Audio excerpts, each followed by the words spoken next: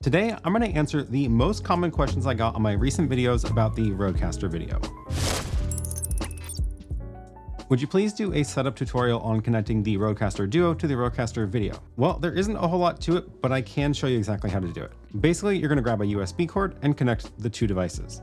The one thing to keep in mind is that you need to use ports 4 or 5 on the RØDECaster video and port 2 on the RØDECaster Duo or RØDECaster Pro 2.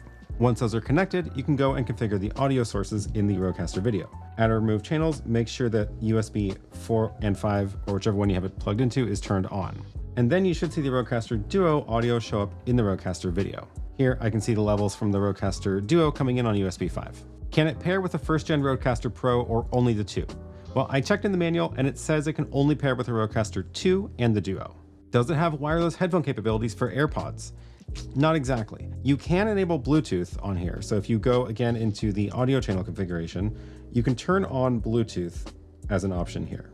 Once Bluetooth is enabled, you can go and actually click on the settings in the Bluetooth here, and it will be discoverable as a Bluetooth device called RØDECaster Video. So this can't pair to headphones, but you can pair your phone to this. When using the auto switching mode, can you still add something manually? So yes, the way it works is basically in auto switching mode. This is set up now, auto switching this podcast. When the blue light is on, it's doing the cuts for you. And you'll see this light is gonna change and the camera angle changes there.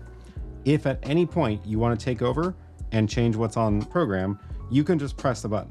You can decide to do a close-up shot. And as soon as you do that, the auto light turns off and it's no longer in auto mode. So now you're in complete control. And if you want to put it back into auto mode, you just hold this down for 2 seconds and turn it on again. How is the latency? Can it be used for iMag and live events? There is definitely some latency out the HDMI. Now, keep in mind that most cameras have latency out their own HDMI ports, but we can kind of see the latency of the display if you compare this shot of the overhead camera with this shot. So you can see they're not exactly in sync. They're close, but not quite in sync enough for iMag. Is there any way to bring the switching history into an NLE like Final Cut or Premiere for post-production after the stream? So when you're doing an ISO recording, it is recording all the camera angles at the same time as separate files on the drive. However, it doesn't currently actually export a metadata file with the live cuts. So you don't have a way to automatically import the cuts you've done into an editor, but you can bring in the raw video files. For example, this is the program file that it created, and you can see it's got the cuts in the program, and it does have all the individual video files from the separate cameras, but there isn't a separate file here. So you would have to bring these in and plop them on top of the one that has the cuts and just kind of fix the gaps if you made any mistakes. It's possible to add this in a firmware update where it exports some sort of Final Cut XML file or something like that. Can you connect other wireless mics like DJI or Hollyland? No, this only supports Rode mics. So you can pair it with the Rode Interview Pro or the Rode Wireless Go 2, but it does not work with non-Rode microphones. If you wanted to use non-Rode wireless microphones, you would have to plug in the receiver into the 1/4-inch jacks on the back, just like any other analog microphone. You can also plug them into a camera and bring the audio in through HDMI that way. If you're using both XLR inputs, can you also have a wireless paired?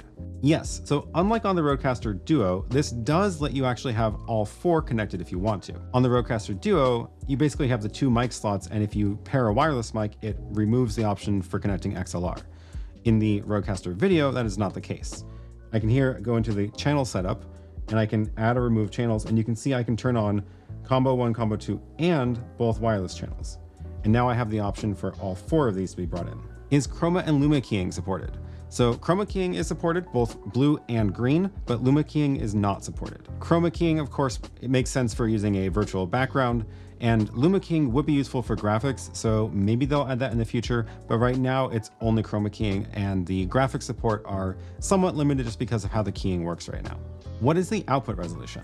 The output resolution is always 1920 by 1080. It's a full HD output, and the frame rate will depend on the frame rate setting that you've set in the switcher.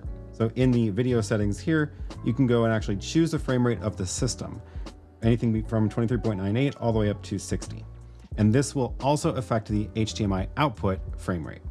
Is it just my eyes? The multi-view looks choppy. So this is the multi-view of the RØDECaster video, and you might notice that the video up at the top is actually pretty smooth, but the little previews definitely are choppy. They are not full frame rate. This is just a low frame rate preview of all the sources, I guess just to save CPU time. It took me a minute to get used to this, but now it doesn't really bother me. Can the USB webcam inputs receive another switcher's feed through something like a cam link or a USB video capture card? Yeah, the good news is you can connect a cam link or other capture card as long as it supports UVC. I have tested this with a cam link with a USB-C adapter, as well as this no-name brand UVC capture card with USB-C on the end of it. Both of these work just fine, and you can plug in any HDMI source through this as well. Again, you have to use ports 4 or 5 for these. The others do not support webcam inputs. So this can give you up to 2 more HDMI inputs if you really want to. What is the bitrate of the MP4 file? Is it the same in ISO recording too? So I pulled up the recorded files from the drive, and you can see that the program file that it recorded is actually much smaller than the files for the individual cameras. I pulled these into FFmpeg to test, and we can see here that the program file is actually an 8 megabit per second file, and the ISO file is 45 megabits. So the ISO recorded files are a much higher bitrate than the recorded program file. Do you have to hot punch everything, or can you preview before you take your shot? So I've been doing most of my demos in this mode where you do cut immediately when you push a button, and that's just because this keeps the window here a little bit cleaner for these videos. But you definitely can change this if you want. If you go into settings and go into video, there is a setting over here called switching. Pressing on that and go into studio mode. If you go into studio mode, then now the multi-view here shows you preview and program. So now when you tap a button, it brings that into preview, and then you can press auto or cut. Auto will run your transition if you have a transition configured. And now you can do any of your previews over here. The other really useful thing about this is that it also lets you preview the layouts. So if you want to build a new layout that you don't have yet, you can do this without it being on air. So now I have, let's say I have the side view on program, and I want to go make a new layout with a top-down camera. So now while that's being streamed, I can go here, I can make a new scene here with that and go into the computer configure, or I can go into the multi-source here, choose picture in picture, and we're going to go choose the overhead for the large one and the small picture of me for the small one. And that scene is created, and I'm going to save that in CNC. And this was all happening on preview while this is what is being streamed. And now that that scene is built, I can go and actually bring it on air. Can I use the auto cuts with a remote guest? So yes, but it really depends on how you're going to get your remote guest into your switcher. The key thing here is to get the remote guest's audio into an individual audio source that it can use for auto switching. This is too much to get into this video, so what I'll do is I'm going to record a whole separate video all about remote guests with the RØDECaster video, and I'll leave a link down to that below when it's finished. As a teacher, I would love to see a way to connect my iPad to this so that I can use the Apple Pencil to write on the screen. The good news is you totally can. I actually have already filmed a video describing exactly how to do this step by step, so I'll link to that down below. Basically what you're going to do is connect your iPad into the RØDECaster video somehow, either with a cable or a wireless HDMI transmitter, and then set up a picture-in-picture scene and chroma key the source. Again, I go through this step by step in the video, so I'll link to that down below. Do you know how many sources you can have in a custom layout? Is it just 4 cameras, or could you create a custom layout with all 6 cameras and a background? So the custom layouts are limited to basically 5 layers. If you go and choose one of the templates, you can see the most that you can add is 4 rectangles with a background layer. So this would give you a background layer, and then you can have 4 of your cameras. And once this is created, you can actually now go and change this into a custom layout. And now you can also resize the background layer if you wanted to use it as a separate camera angle instead of as a background. So now that I've got a 5th camera plugged in, I can change from the background to actually be camera 5 instead. And now we can see the 5th layer is actually a whole separate camera angle. This does mean once you're using your 5 layers for videos, you don't get the option of having a colored background. Do the XLR ports support phantom power? Yes, they do. What you have to do is go into the audio settings here, into the audio mixer, and this is where you can turn on phantom power. If you have this set to a dynamic microphone, then here you can see that there's now this P48 option. And if you turn that on, that'll turn on phantom power. Are you limited to 7 overlays, the A to G buttons, or is it possible to toggle more overlays through Rode Central? So there's 2 parts to this answer. There are 7 buttons here for overlays. Once you go into overlay mode, you can see I've only actually got 1 loaded up, so there's only 1 of these buttons turning blue right now. So you are limited to having 7 ready to go with the press of the button. However, if you go pop over to Rode Central, you can load in more graphics than 7. You just can't assign them to buttons. There are only 7 buttons. So if we look into Rode Central, I've got more than 7 graphics here, but I can only put 7 of them on these buttons. So if you wanted to use more than 7 as overlays during your stream, you would just have to come in here and then replace the graphics on the buttons. The maximum frame rate for ISO recording is 30 frames per second. If you switch the recording option to record only program, does that allow you to record at 60 frames per second? Yeah, that's exactly how it works. This is where you can set the frame rate. And because I have ISO recording turned on, if I choose 60, it's going to tell me it's not available with ISO. If I turn off ISO recording, then when I go back to the frame rate setting, it will let me select 60. Is it possible to key out video overlay animations or overlay video with an alpha channel? Sort of, and this is actually one of my feature requests for Rode for this. So let's say you had your iPad outputting a blue canvas with white letters and you want to key that out and use it as an overlay.